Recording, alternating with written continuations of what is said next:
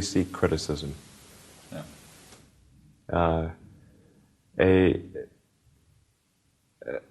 A well thought out critique of whatever you're doing is as valuable as gold.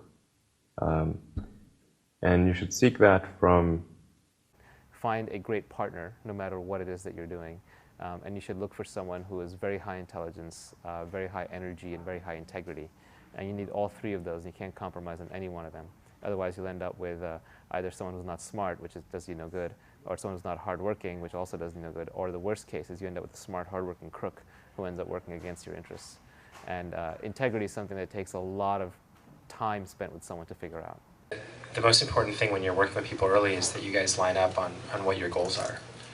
That sounds really basic, but you can totally, it can be fine. You can want to build a small business that makes money and you don't have to go to an office every day. Or you can want to build a huge company. You can want to build Google. But I think you have to be really, really aligned on that. And a lot of corporations have, they might call them core values or guiding principles or so on, but the problem is usually they're very lofty sounding. They kind of read like a press release the marketing department put out. They sound just like their competitors, and maybe you learn about it on day one of your job, but then it becomes this meaningless plaque on the lobby wall.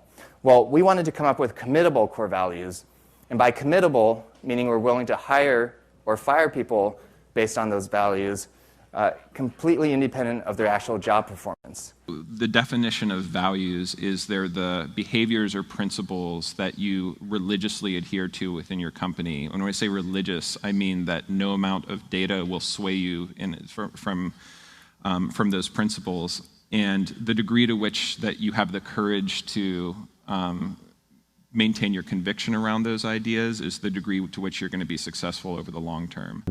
A company is simply a group of people, as a leader of people, you have to be a great listener, and you have to be a great motivator, you have to be very good at praising and looking for the best in people.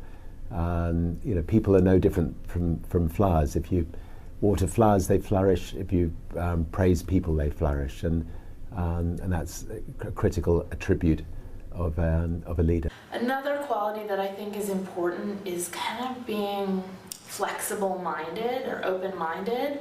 I'm not saying you shouldn't have a vision for your idea or your product, but you need to be open to changes. So many things go wrong when you're starting a company, and often I think people ask, what mistakes should you avoid making?